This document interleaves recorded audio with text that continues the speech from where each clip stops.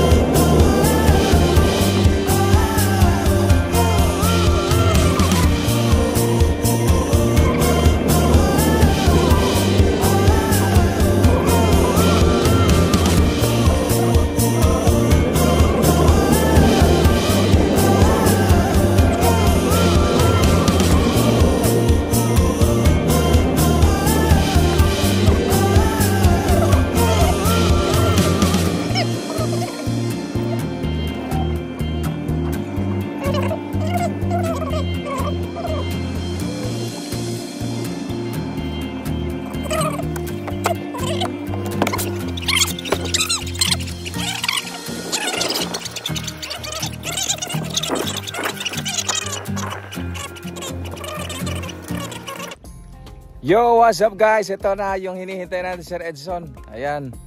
At may binili lang sa labas. So ito, merong galing dito na subscriber natin, si Sir Philip Biason po ba? Philip Lasso po. Pero Lasso. ang may-ari po na to si Sir George Lasso po. Sir George Lasso. Opo. O yan. Taga Ilocos Norte. Taga Ilocos Norte, merong nagpa-stud dito kay Sir Edson. Ayun yung kanyang dalang US Bower. Ayan o, US blood.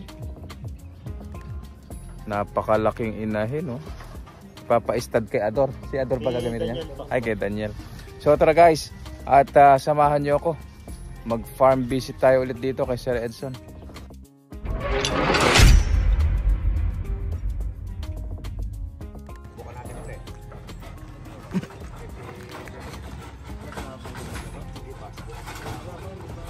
Hindi pa naglalande. Nagwawala. So ito mga katakam, ito yung galing sa Ilocos Norte na magpapa-stud dito kay Sir Edson. Nagwawala si Ador oh.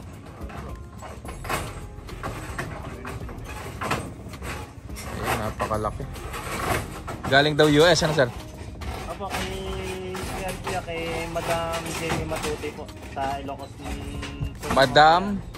Kay Jamie Matuti po. Madam Jamie Matute. Siya pala ang may-ari nitong kambing. Ayun, galing ng US. So dinala dito yan, ipapa-stud kay Daniel. Ayan, napakagandang inahin no? Nagkaanak na raw ba ito sir? Opo, unang anakan po yan. At lalaki po yung anak. Lalaki naging anak. Po, kung sakali po mapapangalawan po ni Daniel. Ito. So ito ang gagamiting pang-stud dito sa galing sa Ilocos. Testingin natin kung naglalandi na. Papa-stud. So ayan. Sir Edson, kung sakaling magpapa-stud yung ating mga subscriber, magkano ba ang pa-stud dito kay Daniel? 1K po. Oh, so mga katakam, ito yung ginagamit ngayon ni Sir Edson, si Daniel. Isang bower, dappled. Ayan, dappled bower, black dappled bower. Ayan. So kung kayo daw ay magpapa-stud, pwede kayong pumunta rito para sa serbisyo ni Daniel sa halagang 1,000 pesos. Ayan. Ayan, unlimited na po yan hanggang sa mabuntis na ni Daniel. Ayan. So, pwede kayong magpa-stud. Yung mga mas maganda sana mga katakam kung ang inyong mga kambing is F1 series na sana. Kasi kapag native ang gagamitin natin, nako, mahihirapan dito sa laki ni Daniel. Nasa mahigit 80 kilos itong si Daniel. Kaya mas maganda sana yung mga F-series na ang dadalhin nyo rito. Pinakamababa yung F1. Para na sa ganun, hindi masyadong mahirapan. Grabe ang laki ni Daniel oh. Ito, ang laki din nung US na galing sa ano. Ayan. Ayun! Nadali.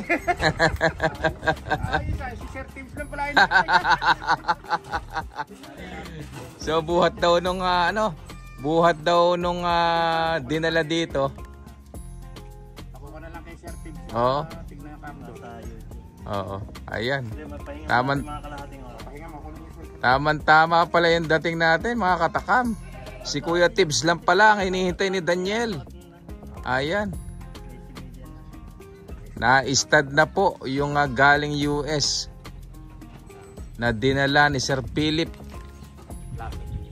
Lasso. Sir Philip. Ito na po yung ano natin, nabulog na po ni Daniel. Ayan po. Ayan. Ayun, makikita. Sir Tibbs Makikita naman dito sa vlog ko. Sakto-sakto yung dating natin. Ayan, nahuli si Daniel. Kaya tama-tama yung pagdating ng isa. Ay, may dadalhin pa. Full blood bower din daw po ang dadalhin dito nila Sir Philip Lasso. Ayan po. Nakita naman dito sa ating video na sinampahan ni Daniel. Ayun, huling-huli sa camera sa Daniel. Wala kang maitatago, Daniel. Ayan. Yan pong si Daniel ay isang full blood US bower din yan. Ayun. Ay, shadow. May padila-dila pa. Mamaya, pahinga mo na. Iisa ka pa. Ayan po. O, inaanyayahan ko po kayo na magtungo dito sa farm ni Sir Edson Villamilla. Dito sa Cruz Roja, Cabanatuan City, Nueva Ecija. Kung gusto nyo pong bumili, pwede po kayo magtungo rito. Bisitahin nyo po yung kanyang farm. Eto, marami pa po tayong mga pang-out na mga kambing dito. Meron pang mga bata. Siyempre pag bata, medyo mababa ang presyo niyan sa mga full blood at pure breed natin.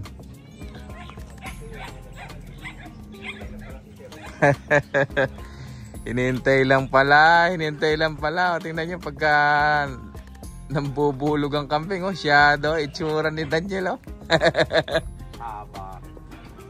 Haba nung katawan.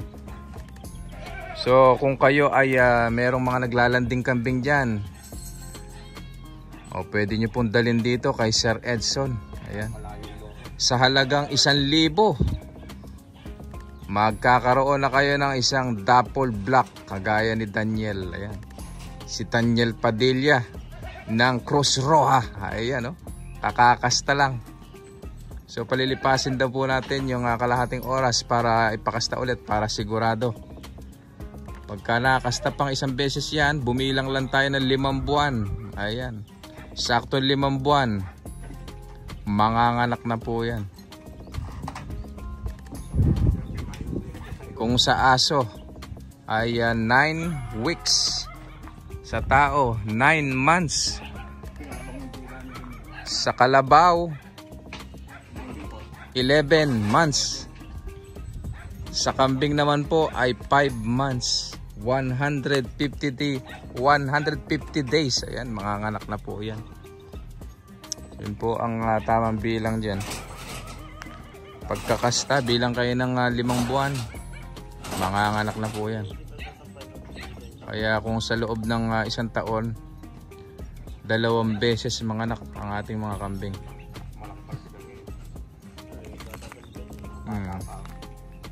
So ito, may 1 taon na ba, sir, si Daniel? Taon na po November po ay 1 taon po siya sa akin. November, 1 taon na. Ayun, may 1 taon na pala. Sakto-sakto, kabulasan, kagilasan ni Daniel. Pagka po hindi naglalandi, hindi po asawahin ng mga ganyang imported. Ayaw po. Iwanan niya. Tuwan-tuwa eh. So ayan, ito yung ito yung full blood natin na galing sa Ilocos. Dinala ng ating isang subscriber na sila Sir Philip Lasso. Ayan. Iniwan muna rito hanggang sa mabuntis yung kanyang kambing na red head, traditional red head.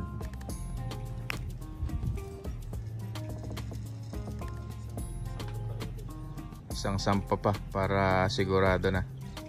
Daniel, bumuelo ka na. Alam kong kayang-kaya mo yan. Ay.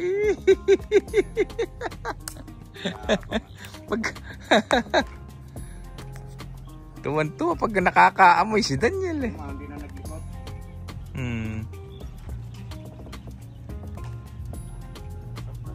Sino nagwawala kanina? Si Ador? Apo, si Ador.